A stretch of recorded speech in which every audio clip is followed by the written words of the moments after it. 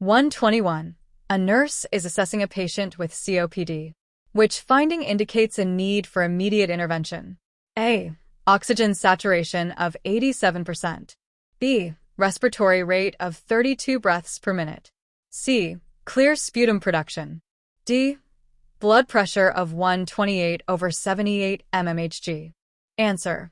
B. Respiratory rate of 32 breaths per minute. Rationale. A respiratory rate of 32 breaths per minute indicates tachypnea, a sign of respiratory distress in COPD that requires immediate intervention to address potential hypoxemia or exacerbation. Option A, 87% saturation, is slightly below the COPD target, 88 to 92%, but less urgent than tachypnea. Option C, clear sputum, is typical and not alarming.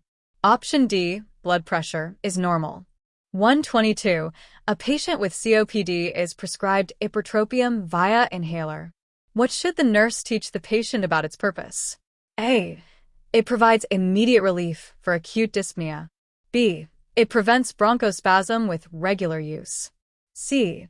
It reduces mucus production in the lungs. D.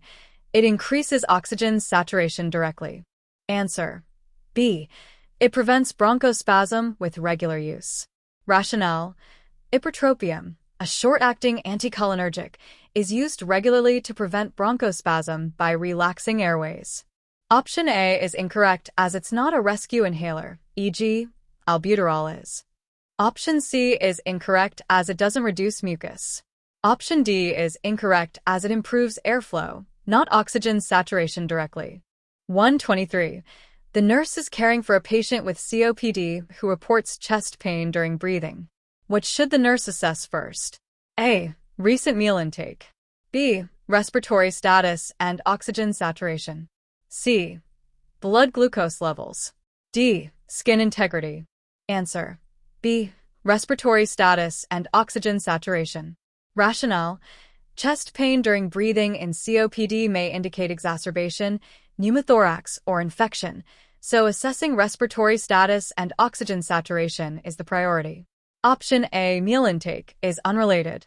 Option C, glucose, is not relevant. Option D, skin integrity, is secondary to respiratory concerns. 124. A patient with COPD asks why they need to stay hydrated. What is the nurse's best response? A. It helps thin mucus for easier clearance. B. It increases your lung capacity. C. It prevents weight loss. D. It reduces your need for oxygen. Answer. A. It helps thin mucus for easier clearance. Rationale. Adequate hydration thins mucus, aiding clearance and reducing airway obstruction in COPD. Option B is incorrect as hydration doesn't affect lung capacity. Option C is unrelated to hydration's primary role. Option D is incorrect as oxygen needs depend on disease severity, not hydration. 125. A patient with COPD is receiving non-invasive ventilation, BiPAP. What is the nurse's priority action? A. Encourage eating during BiPAP use. B. Monitor for skin breakdown around the mask. C. Reduce oxygen concentration. D. Administer a sedative to ensure compliance. Answer. B. Monitor for skin breakdown around the mask. Rationale. BiPAP masks can cause pressure injuries, so monitoring skin integrity is critical to prevent complications. Option A, eating, risks aspiration. Option C, reducing oxygen, is unsafe without orders. Option D, sedative, is dangerous as it may suppress respiratory drive. 126. The nurse is planning care for a patient with COPD. Which goal is most appropriate for sleep quality? A. Sleep 10 hours without waking. B. Reduce nighttime awakenings due to dyspnea. C. Avoid all sleep aids permanently. D. Sleep in a supine position. Answer. B. Reduce nighttime awakenings due to dyspnea. Rationale. Reducing awakenings due to dyspnea improves sleep quality, addressing a common COPD issue caused by nocturnal hypoxemia. Option A, 10 hours, is unrealistic. Option C is overly restrictive, as sleep aids may be used cautiously. Option D worsens dyspnea by limiting lung expansion. 127. A patient with COPD is prescribed a combination inhaler with formoterol and budesonide. What should the nurse teach the patient to do? A. Use it as a rescue inhaler for acute symptoms. B. Rinse the mouth after each use. C. Take it only during exacerbations. D. Stop it if heart rate decreases. Answer. B. Rinse the mouth after each use. Rationale. Budesonide, a corticosteroid, requires mouth rinsing to prevent oral thrush. Option A is incorrect as this is a maintenance inhaler, not for rescue. Option C is incorrect as it's used daily. Option D is incorrect as formoterol may increase heart rate, but stopping requires medical advice. 128. A patient with COPD feels hopeless about their condition. What is the nurse's best response? A. You're doing better than most patients. B. Let's talk about what's making you feel this way. C. Just focus on taking your medications. D. Things will get better soon, don't worry. Answer. B. Let's talk about what's making you feel this way. Rationale. Exploring feelings of hopelessness promotes emotional support and identifies needs for counseling or intervention. Option A minimizes the patient's emotions. Option C ignores psychological needs. Option D offers false reassurance without addressing the issue. 129. The nurse is assessing a patient with COPD for signs of COR pulmonale. Which finding is most indicative? A. Peripheral edema and weight gain. B. Increased sputum production. C. Oxygen saturation of 90%. D. Wheezing on inspiration. Answer. A. Peripheral edema and weight gain. Rationale. Peripheral edema and weight gain suggest right-sided heart failure, COR pulmonale, due to increased pulmonary pressure in COPD. Option B, sputum, is common but not specific. Option C, 90% saturation, is normal for COPD. Option D, wheezing, indicates airway obstruction, not heart failure. 130. A patient with COPD asks about using a humidifier at home. What is the nurse's best response? A. It can help keep your mucus thinner. B. It's only useful during summer months. C. It will increase your oxygen needs. D. Avoid it to prevent infections. Answer. A. It can help keep your mucus thinner. Rationale.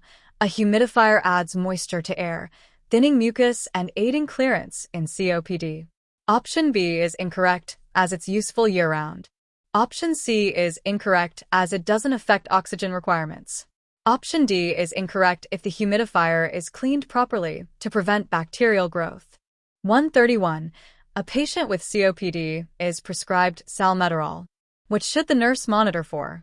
A. Tremors or nervousness. B. Weight loss. C. Hypoglycemia. D. Skin rash. Answer. A. Tremors or nervousness. Rationale.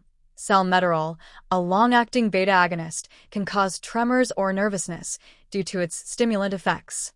Option B, weight loss, is not a common side effect. Option C, hypoglycemia, is unrelated. Option D, skin rash, is less likely than with other medications. 132. The nurse is assisting a patient with COPD in pulmonary rehabilitation. Which activity is most appropriate to start with? A. High-intensity cycling. B. Slow walking on a flat surface. C. Heavy resistance training. D. Sprinting intervals. Answer. B. Slow walking on a flat surface. Rationale. Slow walking is a low-intensity exercise that builds endurance safely for COPD patients, minimizing dyspnea. Option A, cycling, may be too intense initially. Option C, resistance training, is advanced. Option D, sprinting, risks respiratory distress. 133. A patient with COPD reports a change in sputum color to green. What is the nurse's priority action? A. Encourage fluid restriction. B. Notify the healthcare provider. C. Administer a diuretic. D. Increase oxygen flow rate. Answer. B. Notify the healthcare provider. Rationale. Green sputum suggests a bacterial infection, a potential exacerbation trigger, requiring medical evaluation for antibiotics or other therapies. Option A, fluid restriction, thickens mucus. Option C, diuretic is irrelevant. Option D is unsafe, without assessing oxygenation needs. 134. Which statement by a patient with COPD indicates understanding of environmental trigger avoidance? A. I'll keep my windows open for fresh air. B. I'll vacuum regularly to reduce dust. C. I'll burn incense to relax. D. I'll use strong cleaning sprays weekly. Answer: B. I'll vacuum regularly to reduce dust. Rationale: vacuuming reduces dust, an irritant that can trigger COPD symptoms. Option A may introduce pollutants. Option C, incense, produces smoke, worsening symptoms. Option D, cleaning sprays, contains chemicals that irritate airways. 135. The nurse is assessing a patient with COPD for signs of chronic hypoxemia. Which finding is most indicative? A. Hematocrit of 52%. B. Respiratory rate of 18 breaths per minute. C. Pale mucous membranes. D. Blood pressure of 132/84 mmHg. Answer: A. Hematocrit of 52%. Rationale: elevated hematocrit, e.g., 52%, indicates polycythemia, a response to chronic hypoxemia in COPD to increase oxygen carrying capacity. Option B, respiratory rate, is normal. Option C, pale membranes, suggests anemia, not hypoxemia. Option D, blood pressure, is normal and unrelated. 136. A patient with advanced COPD asks about palliative care benefits. What is the nurse's best response? A. It's the same as curative treatment. B. It helps manage symptoms to improve comfort. C. It's only for patients in the hospital. D. It stops all medical treatments. Answer: B. It helps manage symptoms to improve comfort. Rationale: palliative care focuses on symptom relief and quality of life in serious illnesses like COPD, complementing other treatments. Option A is incorrect, as it's not curative. Option C is incorrect, as it's available in various settings. Option D is incorrect, as treatments continue for comfort. 137. The nurse is teaching a patient with COPD about oxygen tank safety. Which instruction is most critical? A. Store tanks lying flat on the floor.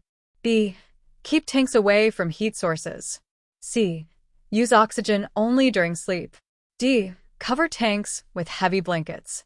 Answer: B. Keep tanks away from heat sources. Rationale: heat sources can cause oxygen tanks to explode, making this a critical safety instruction. Option A is incorrect, as tanks should be upright and secured. Option C is incorrect, as oxygen use follows a prescription. Option D is unsafe, as it may trap heat or obstruct access. 138. A patient with COPD is prescribed theophylline.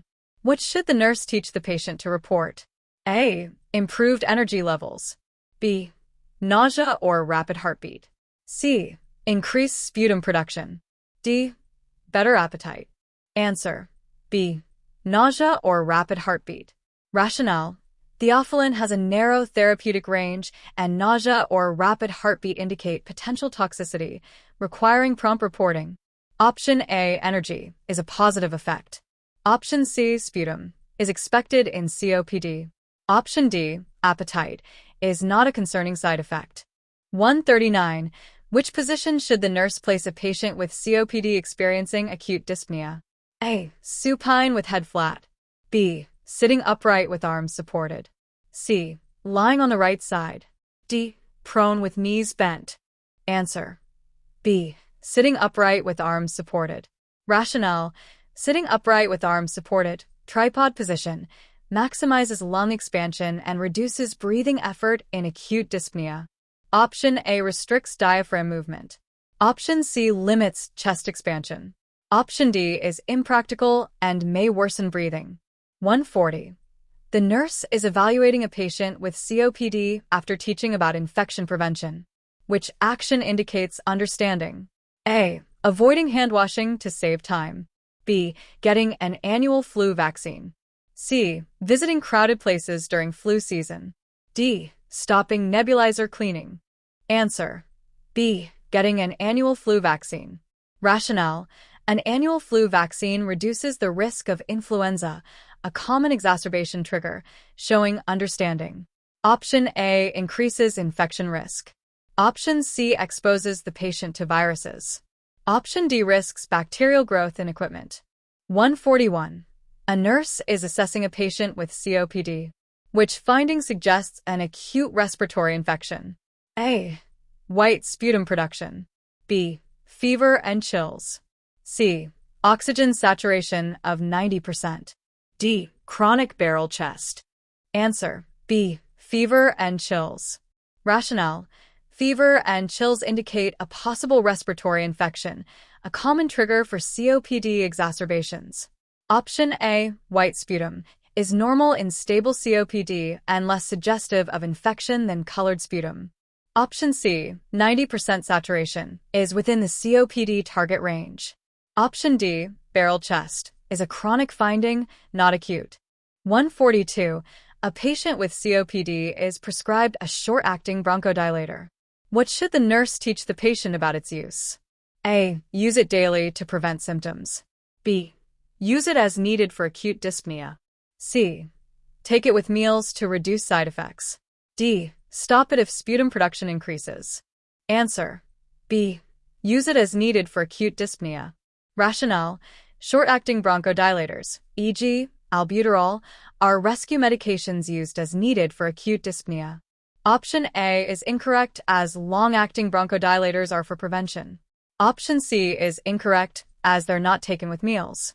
Option D is incorrect, as increased sputum requires evaluation, not stopping the medication.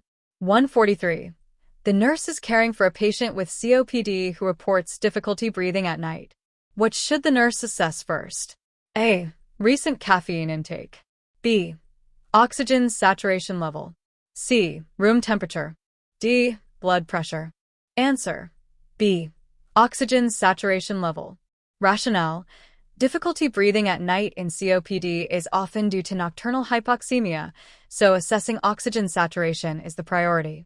Option A, caffeine, may contribute but is secondary. Option C, temperature, is less relevant. Option D, blood pressure, is not directly related to nighttime dyspnea. 144. A patient with COPD asks how to conserve energy during daily tasks. What is the nurse's best response?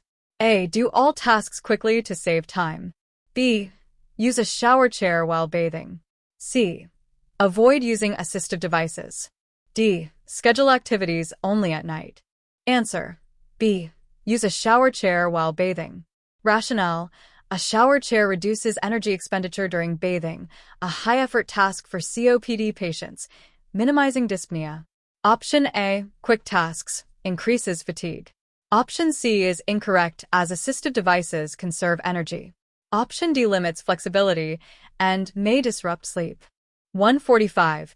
A patient with COPD has a PaCO 2 of 70 millimeters of mercury. What is the nurse's priority action? A. Administer oxygen at 6 liters per minute. B.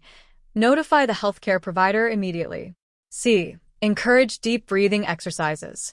D. Place the patient in a supine position. Answer: B. Notify the healthcare provider immediately. Rationale: a PaCO 2 of 70 millimeters of mercury indicates severe hypercapnia, suggesting respiratory failure that requires urgent medical intervention, e.g., BiPAP.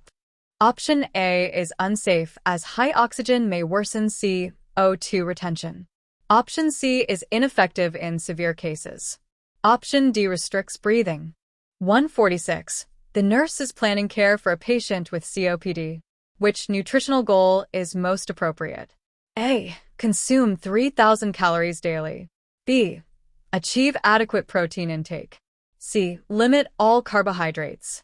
D. Restrict fluids to 1 liter daily. Answer: B. Achieve adequate protein intake. Rationale: adequate protein supports respiratory muscle strength and immune function in COPD patients who are at risk for muscle wasting. Option A, 3,000 calories, may be excessive. Option C is incorrect, as balanced carbohydrates provide energy. Option D thickens mucus, hindering clearance. 147. A patient with COPD is prescribed fluticasone. What should the nurse teach the patient to monitor for? A. Increased heart rate. B. Signs of oral candidiasis. C. Weight loss. D. Hypoglycemia. Answer: B. Signs of oral candidiasis. Rationale: fluticasone, an inhaled corticosteroid, can cause oral candidiasis, requiring monitoring and mouth rinsing. Option A, heart rate, is unrelated. Option C, weight loss, is not a common side effect of inhaled forms. Option D, hypoglycemia, is not associated. 148. A patient with COPD expresses guilt about past smoking. What is the nurse's best response? A. You can't change the past, so don't worry. B. Let's focus on what you can do now. C. Smoking doesn't cause COPD for everyone. D. Guilt won't help your condition. Answer: B. Let's focus on what you can do now. Rationale: redirecting to positive actions, e.g., symptom management, quitting, supports the patient emotionally and encourages self-care. Option A dismisses feelings. Option C is misleading as smoking is the primary cause. Option D is judgmental and unhelpful. 149. The nurse is assessing a patient with COPD for signs of hypoxemia. Which finding is most concerning? A. Oxygen saturation of 88%.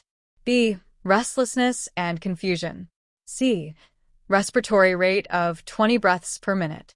D. Clear lung sounds. Answer: B. Restlessness and confusion. Rationale: restlessness and confusion indicate severe hypoxemia affecting brain function, requiring immediate intervention. Option A, 88% saturation, is borderline acceptable in COPD. Option C, respiratory rate, is mildly elevated but less urgent. Option D, clear lung sounds, is not specific to hypoxemia. 150. A patient with COPD asks why they need a low oxygen flow rate. What is the nurse's best response? A. It prevents damage to your lungs. B. It avoids suppressing your breathing drive. C. It saves oxygen for other patients. D. It reduces your heart rate. Answer: B. It avoids suppressing your breathing drive. Rationale: low oxygen flow, e.g., 1 to 2 liters, prevents suppression of the hypoxic respiratory drive in COPD patients, avoiding CO2 retention.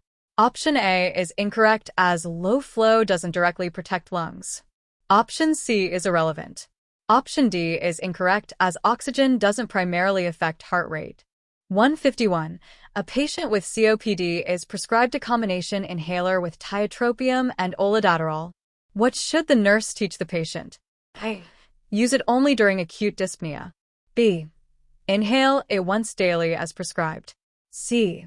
Expect immediate mucus clearance. D. Stop it if you feel drowsy. Answer: B. Inhale it once daily as prescribed. Rationale: tiotropium and olodaterol are long-acting bronchodilators used once daily for maintenance, not acute relief. Option A is incorrect, as it's not a rescue inhaler. Option C is incorrect, as it doesn't clear mucus. Option D is incorrect, as drowsiness is not a typical side effect requiring cessation. 152. The nurse is assisting a patient with COPD in pulmonary rehabilitation. Which outcome indicates progress? A. Increased dyspnea during exercise. B. Ability to walk farther with less shortness of breath. C. Avoiding all physical activity. D. Needing more oxygen during rest. Answer: B. Ability to walk farther with less shortness of breath. Rationale: walking farther with less dyspnea indicates improved endurance and respiratory efficiency, a key rehabilitation goal. Option A suggests worsening. Option C hinders progress. Option D indicates deconditioning or disease progression. 153. A patient with COPD reports weight gain and swelling in the legs. What should the nurse suspect? A. Improved nutritional status. B. Right-sided heart failure. C. Allergic reaction to medication. D. Excessive carbohydrate intake. Answer: B. Right-sided heart failure. Rationale: weight gain and leg swelling suggest COR pulmonale, right-sided heart failure, due to chronic lung disease in COPD. Option A is unlikely without dietary changes. Option C, allergy, typically causes rash or breathing issues. Option D doesn't cause edema. 154. Which statement by a patient with COPD indicates a need for further teaching about trigger avoidance? A. I'll avoid painting my house myself. B. I'll use my air purifier regularly. C. I'll keep smoking outside only. D. I'll wear a mask in dusty areas. Answer: C. I'll keep smoking outside only.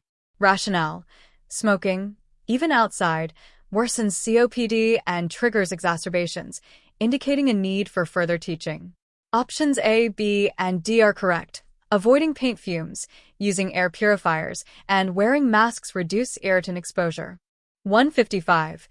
The nurse is assessing a patient with COPD for signs of polycythemia. Which laboratory result is most indicative? A. Hemoglobin of 17G/dl. B. White blood cell count of 7,000/mm superscript 3. C. Sodium of 140 milliequivalent/L. D. Platelet count of 250,000/mm superscript 3. Answer: A. Hemoglobin of 17G/dl. Rationale: elevated hemoglobin, e.g., 17G/dl, indicates polycythemia, a response to chronic hypoxemia in COPD to enhance oxygen transport. Options B, C, and D are normal and unrelated to polycythemia. 156. A patient with advanced COPD asks about advanced directives. What is the nurse's best response? A. Those are only for terminal patients. B. They let you specify your care preferences. C. You don't need them at this stage. D. Your family will decide for you. Answer: B. They let you specify your care preferences. Rationale: advanced directives allow patients to document care preferences, ensuring their wishes are followed, especially in advanced COPD.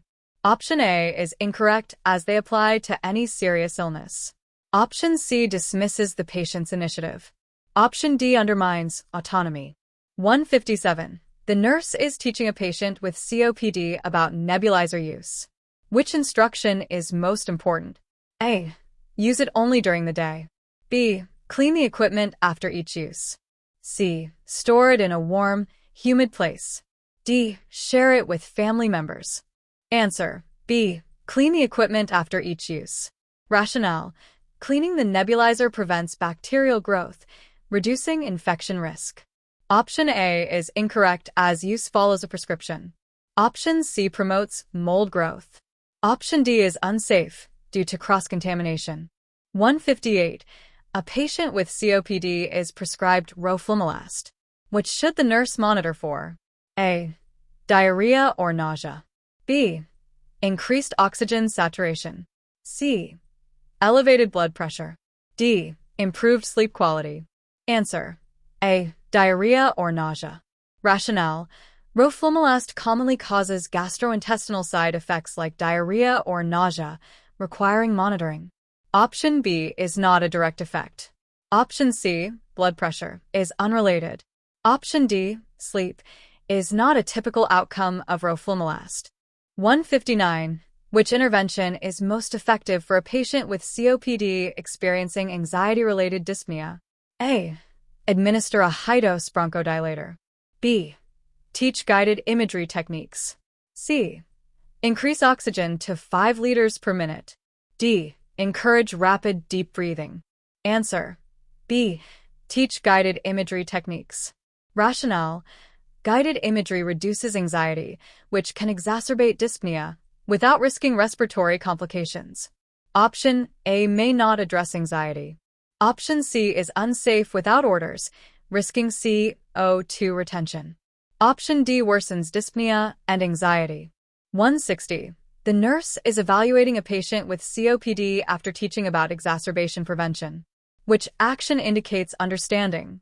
A. Stopping inhalers during stable periods. B. Avoiding exposure to strong perfumes. C. Visiting crowded places regularly. D. Skipping the pneumococcal vaccine. Answer: B. Avoiding exposure to strong perfumes.